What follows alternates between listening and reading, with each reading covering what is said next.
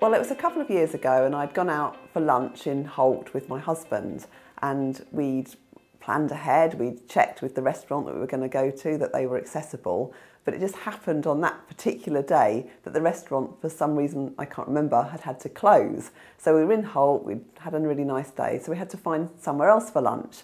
And we saw the Feathers Hotel, and we saw that although it had steps up to the front, there was a sign saying access round the back. So I thought, you know, great. And we went round the back, and they had steps again at the back, but they'd ramped them into the restaurant. So we were able to go up the ramp in my wheelchair and into the restaurant. So we had a really nice lunch, and I'd had, I think, a couple of drinks. So before we set off from Holt back to Norwich, which is probably about an hour's drive, I asked where the disabled toilet was. And the restaurant, the waitress looked slightly embarrassed, and she said, just a minute, just go and ask my manager. And she came back and said, I'm sorry, we don't have one.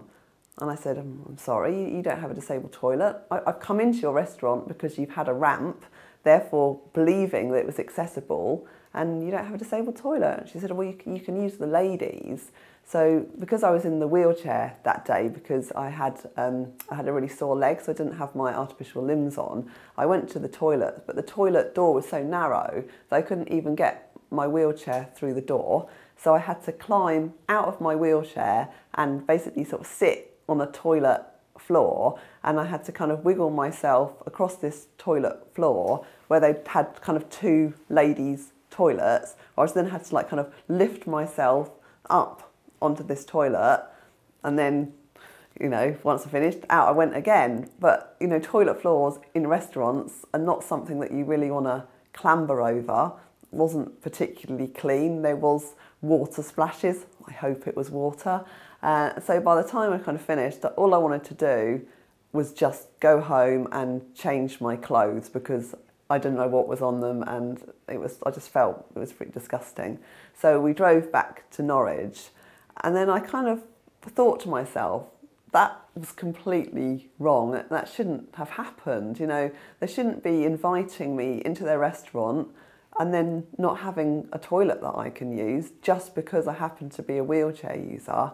So I kind of mulled it over for a couple of days, and I wrote them a letter saying, how upset I was that they didn't have a toilet, and asking them why they didn't have a toilet. And their reply to that was that they very much wanted a toilet, but they were a listed building and therefore they couldn't do this.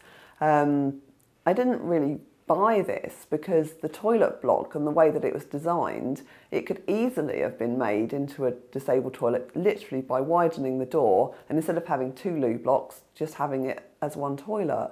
So I kind of felt really fobbed off by this, and so having worked a little bit with Unity Law in the past when I've helped other Disabled Motoring UK members with cases, I thought, well, I know that they're decent guys, I'll give them a call and see how they can help me. So I spoke to Chris, and he kind of gave me advice, and they wrote a letter to the restaurants, and it kind of went on from there, and they had their legal battles backwards and forwards, and all sorts of things were said which weren't particularly pleasant, but lawyers battled it out, and in the end the conclusion was that they admitted that they could in fact make the toilet into a disabled toilet, and there was absolutely no reason why they couldn't, and they paid me a reasonable amount of compensation for the horrible experience that I'd had. So it was a successful case with a good outcome, and I went back not that long ago.